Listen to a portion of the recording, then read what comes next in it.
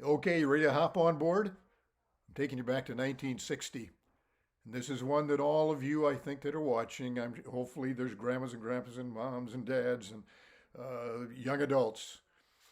The title of this one, 1960, is Kissin' in the Chicken Coop. Okay, you probably have a pretty good idea what's going on here.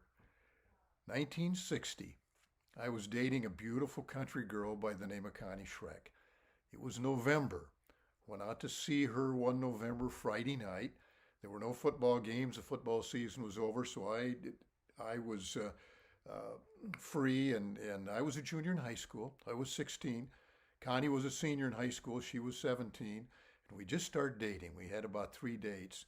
I wanted to see her, so I called her, and she said, "Yeah, come on out. We just hang out here." So I went out to the farm, and her mom and dad were there, and we sat around and visited for a little while. Had a great time, just visiting. Oh, they're such nice people, Bill and Rose Schreck. Anyway, while we were there, they asked me some questions about growing up and things that excited me, and I told them about raising pigeons in the roof of our garage when I was a kid and how much we loved it. And Connie's mom said, "Well, Connie, why don't you take John out to the brooder house and show him all those new little baby chicks that we have out there?" And Connie kind of turned and looked at me and said, "You want to go out to the brooder house and look at all those baby chickens?" And I said, "Well, of course I do."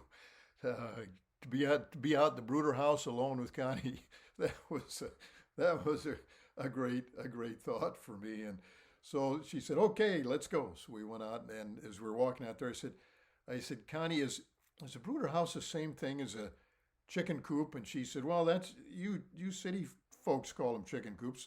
We that live out here," he said, "it's a brooder house." I said, "Oh, okay." So we went to the chicken coop, opened the door, went in there, and Connie said, "John, grab a seat."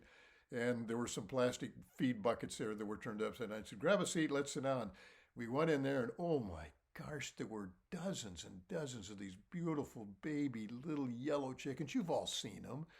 And as soon as we sat down, they came running up, tip, tip, tip, tip, tip, tip, making all these funny little noises, pooping on our shoes and everything. And we were both giggling.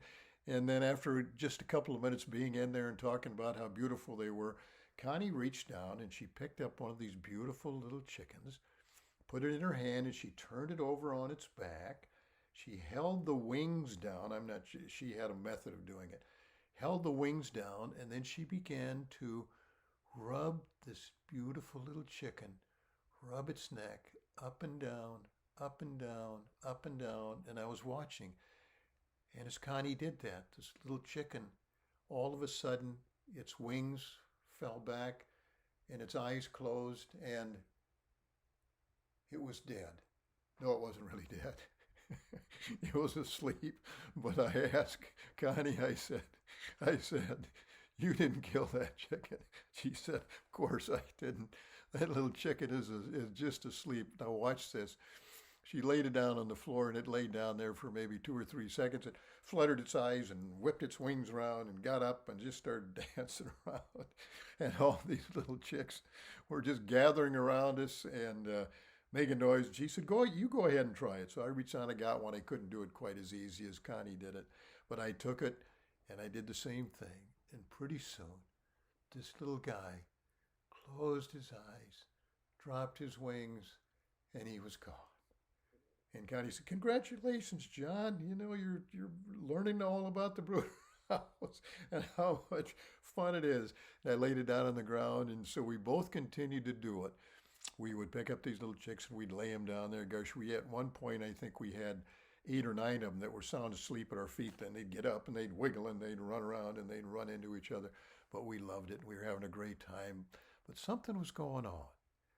When we were reaching down there to pick up those little chickens, occasionally our hands would touch. And I knew something special was about to happen in the chicken coop. And finally, I built up all the courage I could in my little skinny 145-pound body. And I turned and I looked at Connie and I said, would it be okay if I kissed you?" And her eyes kind of fluttered. She looked down for just a moment. Then she looked up, big smile on her face, and she said, Okay. And we kissed. And that was our first kiss. It lasted all of about 2 or 3 seconds. But our first kiss was in the chicken coop. That was in November 1960. We were just young little high school kids falling in love.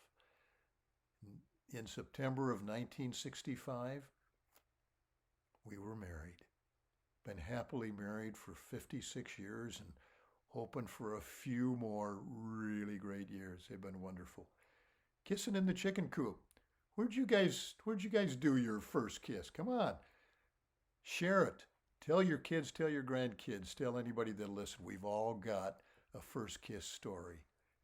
Thank you for listening. I'll be back in just a minute.